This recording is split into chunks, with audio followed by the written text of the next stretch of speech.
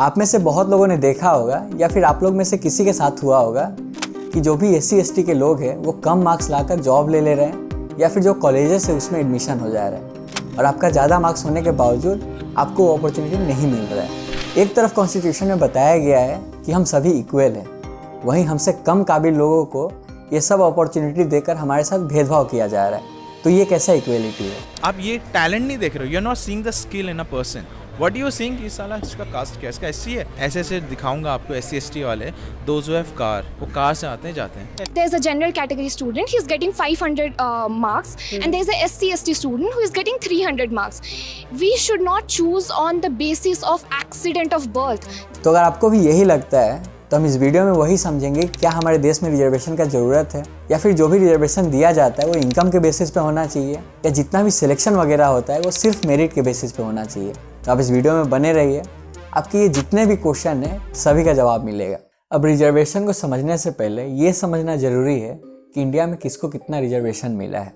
अगर 2011 के सेंसस के हिसाब से हम देखें तो SC की पॉपुलेशन 16.6% है, वहीं ST की पॉपुलेशन 8.6%, और जो OBC है इसके दो पॉपुलेशन बताए जाते हैं। मंडल कमीशन का मानना है कि 52% पॉपुलेशन है, वहीं NSSO का मानना है कि 41% पॉपुलेशन है, और वहीं जो जनरल कैटेगरी के लोग हैं उनका पॉपुलेशन 30% माना जाता है। और वहीं देखा जाए कि किसको कितना रिजर्वेशन मिला है तो SC को 15%, ST को 7.5% और जो OBC है उसको 27% रिजर्वेशन मिला हुआ है। और हाल ही में EWS कैटेगरी को लाया गया है कि जो जनरल लोग में काफ़ी गरीब लोग हैं उनको 10% रिजर्वेशन दिया जाएगा। अब इस डेटा से हम समझें तो जो रिजर्वेशन है वो लगभग 60% तक पहुंच चुका है। लेकिन ये 60% तक पहुंचा कैसे और कब कब कौन ऐड होते गए, अब इन्हीं सबसे रिलेटेड जितना भी इसका हिस्ट्री है उसको हम शॉर्ट में समझते हैं। आज़ादी के बाद SC और ST के लिए बहुत से मेजर इनिशिएटिव लिया गया, और 1950 में जब कॉन्स्टिट्यूशन लागू हुआ तब जो अनटचेबिलिटी जैसा प्रैक्टिस था उसको बैन कर दिया गया और एक पनिशेबल ऑफेंस बनाया गया। फिर 1954 में जितने भी गवर्नमेंट के एजुकेशनल इंस्टीट्यूट थे उसमें 20% सीट SC और ST के लिए रिजर्व रखा गया। फिर 1982 में जितना भी गवर्नमेंट का एजुकेशनल इंस्टीट्यूट है और जितना भी गवर्नमेंट जॉब्स होता है उसमें SC के लिए 15% और ST के लिए 7.5% रिजर्वेशन रखा जाता है। 1979 में इंडिया के प्राइम मिनिस्टर हैं मोरारजी देसाई, वो एक कमीशन को अपॉइंट करते हैं जिसका नाम था मंडल कमीशन। अब इस मंडल कमीशन का काम था कि जो भी लोग सोशली और एजुकेशनली बैकवर्ड हो चुके हैं उनके बारे में पता करना और जो भी सॉल्यूशन है उसको सुझाव देना। अब कमीशन के पास कोई एग्जैक्ट फिगर नहीं था, तो कमीशन 1931 का सेंसस को यूज़ करती है और वो अनुमान लगाती है कि लगभग 52% लोग OBC के कैटेगरी में आते हैं, यानी अदर बैकवर्ड क्लास। अब मंडल कमीशन रिकमेंड करती है गवर्नमेंट को कि 27% रिजर्वेशन OBC को देना चाहिए, और 1990s में ये इम्प्लीमेंट कर दिया गया कि जो भी OBC के कैटेगरी में आ रहे हैं उनको 27% रिजर्वेशन मिलेगा। और ये जो रिजर्वेशन है अब ये लगभग 50% तक पहुंच चुका था। 1992 में रिजर्वेशन से रिलेटेड ही सुप्रीम कोर्ट में केस चल रहा था, तो सुप्रीम कोर्ट का कहना था कि रिजर्वेशन अभी तक 50% तक पहुंच चुका है और ये एक लिमिट होना चाहिए, इसलिए 50% को लिमिट लगा दिया गया और कहा गया कि इसके ऊपर अब रिजर्वेशन नहीं दिया जाएगा। लेकिन 2019 में EWS को इंट्रोड्यूस किया गया।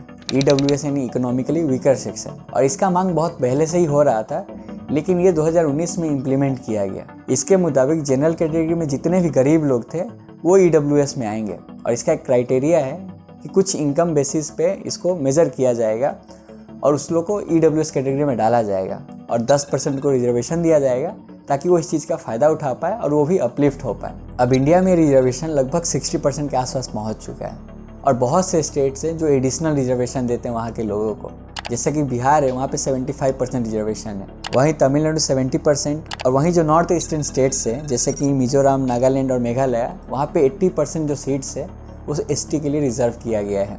अब जैसा कि आपने डेटा में देखा कि इंडिया का जो भी रिजर्वेशन है वो 60% के आसपास पहुँच चुका है, और कुछ स्टेट्स में तो 70-75% रिजर्वेशन पहुँच चुका है। और अगर सबको थोड़ा थोड़ा देते गए तो जनरल के लिए क्या बचेगा। अब हमारे देश में रिजर्वेशन का ज़रूरत है कि नहीं ये समझने से पहले हमें ये समझना होगा कि रिजर्वेशन को दिया क्यों गया था। अब इंडिया में बहुत पहले वर्ण सिस्टम हुआ करता था, और ये जो भी सोसाइटी है फिर लोग हैं वो 4 ग्रुप्स में बटे रहते थे। जो लोग पूजा वगैरह करते थे या फिर जो भी नॉलेजेबल लोग थे ये ब्राह्मण्स हुआ करते थे, जो लोग वार वगैरह लड़ते थे या फिर राजा होते थे ये लोग क्षत्रिय होते थे, और जो लोग बिजनेस वगैरह करते थे ये वैश्य होते थे, और शूद्र जो भी लेबर वर्कर हुआ करते थे। और इनसे भी नीचे रखा गया था अनटचेबल्स को, यानी जिन्हें छू नहीं सकते या फिर अछूत, या फिर इन्हें दलित भी बोला जाता है। और इन लोगों को सोसाइटी ने निकाल दिया था और सोसाइटी के जितने भी निचले काम है वो यही लोग करते थे। अब ये जो भी दलित लोग थे या फिर जो भी अनटचेबल लोग थे, इन लोगों को कभी भी एजुकेशन या फिर जो भी जॉब वगैरह में अपॉर्चुनिटी था वो कभी भी नहीं मिला। अब इस वजह से ये पिछड़ते चले गए। अब इसी से रिलेटेड हमने एक वीडियो बनाया कि कैसे कास्ट सिस्टम की वजह से ये लोग इतना पीछे रह गए। अब जाकर ये वीडियो देख सकते हैं। अब ओवरऑल देखा जाए तो ये जो भी दलित लोग थे ये काफ़ी पिछड़ गए थे और समय के साथ इनको अपलिफ्टमेंट का मौका मिला ही नहीं। इसीलिए इनके लिए रिजर्वेशन को लाया गया ताकि इनका रिप्रेजेंटेशन बने और ये भी धीरे धीरे अपलिफ्ट हो पाए। अगर इसे हम एक एग्जांपल से समझे तो सपोज यहाँ पे 2 स्टूडेंट है, एक को 80 मार्क्स मिलता है और एक को 40 मार्क्स। और जो 80 मार्क्स वाला स्टूडेंट है उसको हमेशा से एडवांटेज मिलता रहा है, चाहे बुक्स के मामले में हो, स्कूल के मामले में हो, या फिर जो भी भेदभाव वगैरह चीज़ है उसके साथ नहीं होता है। वहीं जो 40 मार्क्स वाला स्टूडेंट है उसको उतना कुछ नहीं मिल पाता, फिर भी वो 40 मार्क्स लेके आता है और साथ ही उसके साथ काफ़ी भेदभाव भी हो रहा है। और अगर इन दोनों में से हम मेरिट के बेसिस पे लेंगे तो हमेशा जो 80 मार्क्स वाला स्टूडेंट है उसी को लेंगे और उसको हमेशा से एडवांटेज मिलता ही रहा है और आगे भी उसी को मिलेगा।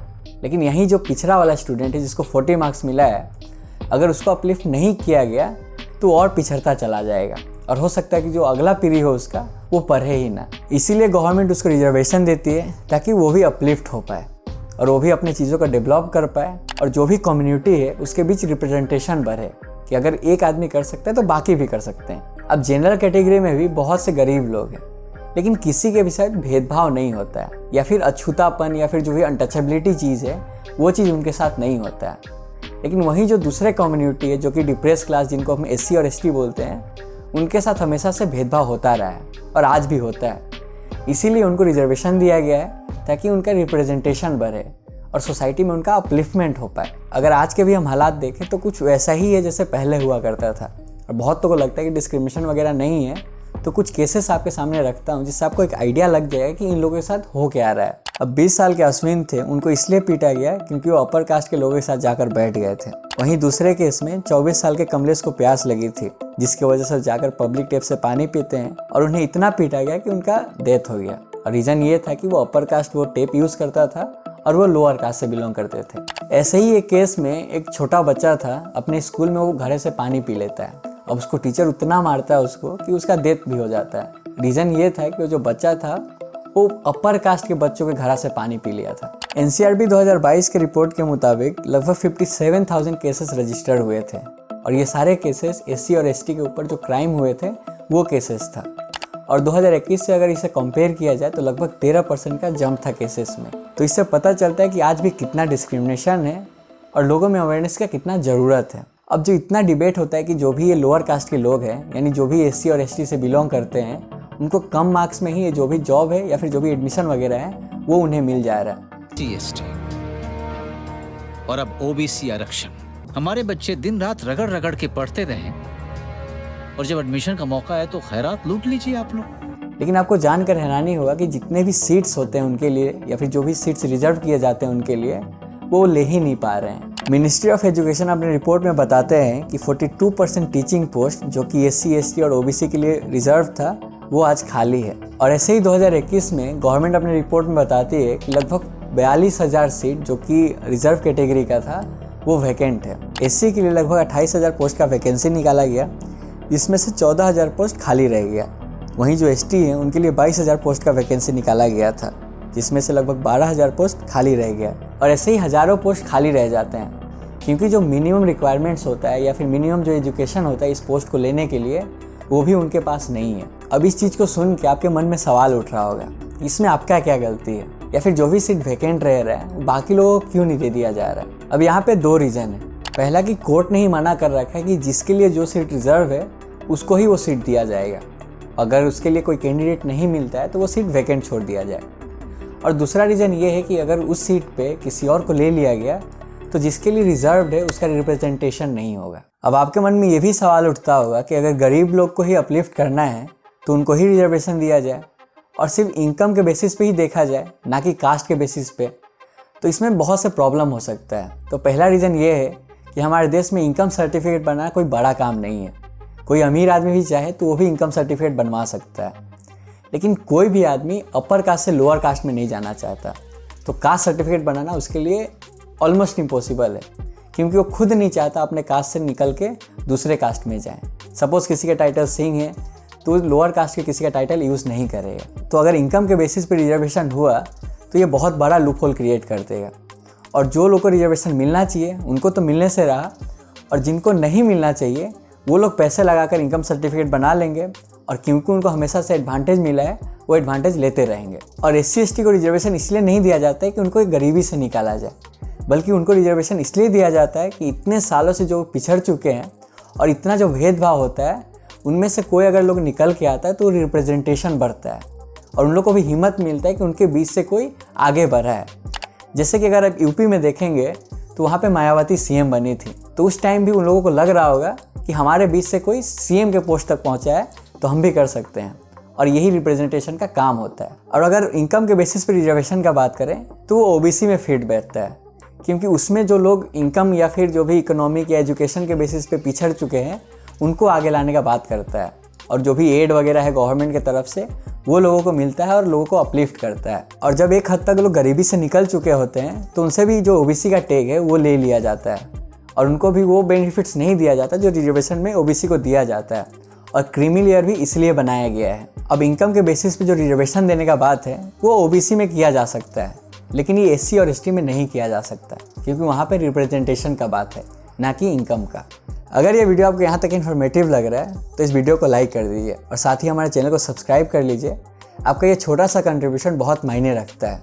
तो चलिए अब अगले पार्ट को समझते हैं। अब बहुत लोगों का कहना है कि SC/ST का जो भी लोग हैं उसमें से बहुत कम लोग को ही रिजर्वेशन का फ़ायदा मिल रहा है, और बहुत लोगों को नहीं मिल पा रहा है। अब OBC के लिए क्रीमी लेयर इंट्रोड्यूस किया गया है।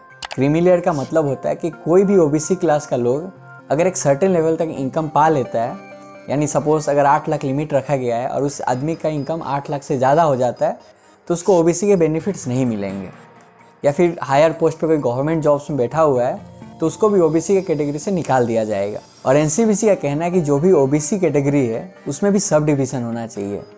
उसमें बैकवर्ड, मोर बैकवर्ड और जो एक्सट्रीमली बैकवर्ड लोग हैं उसको 3 ग्रुप्स में बांट देना चाहिए, और जो 27% जो कोटा है उसको भी डिवाइड करके जिसको ज़्यादा ज़रूरत है उसको ज़्यादा और जिसको कम ज़रूरत है उसको कम देना चाहिए। लेकिन SC/ST में कोई भी क्रीमी लेयर जैसा चीज़ नहीं लागू किया गया है, और ना ही कोई लॉ है कि उसमें लोगों को डिवाइड किया जाए या फिर किसी को रिस्ट्रिक्ट किया जाए। जब मेजॉरिटी पॉपुलेशन रूरल एरियाज़ में है, यानी जो गाँव के एरियाज़ में उसमें रहते हैं, तो वहाँ पर अवेयरनेस का कमी हो सकता है, और जो एजुकेशन वहाँ पे काफ़ी ख़राब है, इस वजह से उन्हें अच्छा से एजुकेशन नहीं मिल पा रहा है, और यही रीज़न है कि वो ना ही अपना सीट ले पा रहे हैं और ना ही उनका अपलिफ्टमेंट उतना हो पा रहा है। अब ये जो रिजर्वेशन था वो एक अपलिफ्टमेंट का टूल था कि इसको यूज़ करके जो भी बैकवर्ड क्लास के लोग हैं उसको अपलिफ्ट किया जाए, लेकिन ये एक पॉलिटिकल टूल बन के रह गया। अब जितने भी पॉलिटिकल पार्टीज़ है वो इस चीज़ को यूज़ करते हैं। हर 10 साल में रिजर्वेशन को रिवाइज करना था या फिर रिव्यू करना था, और उसके बेसिस पे फिर इम्प्लीमेंट करना था। अगर किसी को ज़्यादा चाहिए था तो ज़्यादा दिया जाता, और किसी को कम चाहिए था तो उसको कम दिया जाता, लेकिन कोई भी इस चीज़ को रिव्यू नहीं करते हैं, चाहे कोई भी गवर्नमेंट है। अब इसका मेन रीज़न है वोट बैंक। अगर कल को पता चलता है कि रिजर्वेशन को हटा देना चाहिए, तो जिनको रिजर्वेशन मिला हुआ है और गवर्नमेंट ये फैसला लेती है कि उनको रिजर्वेशन नहीं दिया जाएगा, तो वो जो भी रिजर्व कैटेगरी के लोग हैं शायद गवर्नमेंट को वोट ही ना दें, या फिर जो भी पॉलिटिकल पार्टी है उसको वोट ही ना दें। अब इसी वजह से वो पॉलिटिकल पार्टी डरे रहते हैं और छेड़छाड़ करने से डरते हैं, क्योंकि अगर हम पॉपुलेशन को कंबाइन करने जिनको रिजर्वेशन मिला हुआ है वो लगभग 60-70% है, तो कोई भी इतना बड़ा वोट बैंक के साथ छेड़छाड़ नहीं करना चाहता है। और बहुत से पॉलिटिकल पार्टी तो इसलिए चल रहे हैं क्योंकि वो आगे जाकर रिजर्वेशन देना चाहते हैं, और वो इस मूवमेंट में जुड़े हैं कि जब उनका सरकार फॉर्म होगा तब वो जाकर उनको रिजर्वेशन देंगे। और आज भी बहुत से कम्युनिटीज़ हैं जो रिजर्वेशन को लेकर मांग कर रहे हैं, और उनका भी यही मानना है कि उनके कम्युनिटीज़ को भी रिजर्वेशन मिलना चाहिए, चाहे गुजरात के पटेल हो, चाहे हरियाणा के जाट्स हो, या फिर महाराष्ट्र के मराठास हो। और आज भी बहुत लोग जब एडमिशन या फिर जॉब वगैरह नहीं लगता अच्छा मार्क्स आने के बावजूद, तो रिजर्वेशन का दोष देते हैं कि उनके साथ भेदभाव हो रहा है और रिजर्वेशन नहीं मिल पा रहा है। तो बहुत से लोगों को भेदभाव का मतलब ही नहीं पता, क्योंकि उनको पता ही नहीं कि दलित के साथ कितना भेदभाव होता है या फिर कितना टॉर्चर किया जाता है। और स्कूल में भी अच्छे से क्लियर नहीं किया जाता कि रिजर्वेशन को क्यों दिया गया है, क्या पर्पस है इसका, और इस चीज़ को समझाने में गवर्नमेंट या फिर जो भी स्कूल है वो दोनों सफल नहीं रहे हैं। अब सवाल यही उठता है कि आज के टाइम रिजर्वेशन का ज़रूरत है कि नहीं। अब इतना सुनने और समझने के बाद तो यही पता चलता है कि रिजर्वेशन का ज़रूरत है, लेकिन सही से इम्प्लीमेंट नहीं किया गया। अब आज के टाइम भी जब डिस्क्रिमिनेशन जैसा केसेस या फिर अनटचेबिलिटी जैसे केसेस सामने आ रहे हैं तो रिजर्वेशन उस हद तक सफल नहीं हो पाया है जितना सोच के इम्प्लीमेंट किया गया था। लेकिन रिजर्वेशन धीरे धीरे अपलिफ्ट किया है लोगों को, और जो भी दलित थे या फिर जो भी लोअर कास्ट के लोग थे उनका लिटरेसी रेट वगैरह भी बढ़ा है, रिप्रेजेंटेशन भी बढ़ा है। तो इससे ये साबित होता है कि जो भी रिजर्वेशन है उसमें रिफॉर्म्स का ज़रूरत है, कि एक टारगेटेड जो भी लोग हैं उनको टारगेट करके और उन तक जो भी हेल्प है वो पहुंचाया जाए और उनको अपलिफ्ट किया जाए, तभी इक्वलिटी आएगा। अब हर चीज़ को हम इक्वलिटी के बेसिस पे भी नहीं नाप सकते हैं, कुछ चीज़ को इक्विटी देकर भी जस्टिस किया जाता है। अगर आप ये दोनों इमेज देखते हैं तो एक इक्वलिटी है और एक इक्विटी है। अब इक्वलिटी में सभी रिसोर्सेज को एक बराबर बांटा गया, तो इसमें आप देख सकते हैं कि सिर्फ एक ही को फ़ायदा हो रहा है। लेकिन वहीं जो इक्विटी है उसमें जिसको जितना ज़रूरत था उसको उतना दिया गया ताकि सब बराबर हो सके, सबके साथ जस्टिस हो सके। और रिजर्वेशन का भी यही काम है कि जो समाज हमेशा से पिछड़ा हुआ था या फिर पिछड़ गया है उसको रिजर्वेशन देकर अपलिफ्ट करने का ज़रूरत है, और यही रिजर्वेशन कर भी रहा है। लेकिन रिफॉर्म्स जब तक नहीं आता है उतना अच्छे से इम्प्लीमेंट नहीं होगा। अब रिजर्वेशन को लेकर कहीं ना कहीं अवेयरनेस फैलाने का ज़रूरत है, क्योंकि जिनको रिजर्वेशन मिला हुआ है वही इसका फ़ायदा नहीं उठा पा रहे हैं, या फिर उन्हीं को पता नहीं है कि रिजर्वेशन का फ़ायदा उठाकर वो अपना अपलिफ्टमेंट कर सकते हैं। और जो लोग रिजर्वेशन के खिलाफ हैं उनके बीच भी अवेयरनेस फैलाना ज़रूरी है कि रिजर्वेशन क्यों ज़रूरी है। और हमारा वीडियो बनाने का यही मोटिव था कि रिजर्वेशन के बारे में अवेयरनेस फैले। तो आप इस वीडियो को ज़्यादा से ज़्यादा शेयर कीजिए ताकि उन लोगों को भी पता चले जिनको लगता था कि रिजर्वेशन का कोई मतलब नहीं है। और आपको ये भी जानना चाहिए कि कैसे दलित को बनाया गया और कास्ट सिस्टम का यूज़ करके इनको साथ कितना भेदभाव हुआ और ये पिछड़ते चले गए। और जो भी कास्ट सिस्टम का हिस्ट्री है, चाहे वो ब्रिटिश इंडिया के टाइम हो या फिर मुगल के टाइम हो, इन सब से रिलेटेड हमने एक वीडियो बना रखा है, आप जाकर ये देख सकते हैं। अगर ये वीडियो आपको इन्फॉर्मेटिव लगा हो तो इस वीडियो को लाइक कर दीजिए। अगर हमसे कुछ छूट गया हो या फिर आपका कुछ ओपिनियन हो तो आप कमेंट में ज़रूर बताएं। साथ ही हमारे चैनल को सब्सक्राइब कर लीजिए, आपका ये छोटा सा कंट्रीब्यूशन बहुत मायने रखता है। मैं विवेक, मिलता हूँ आपसे अगले वीडियो में। जय हिंद।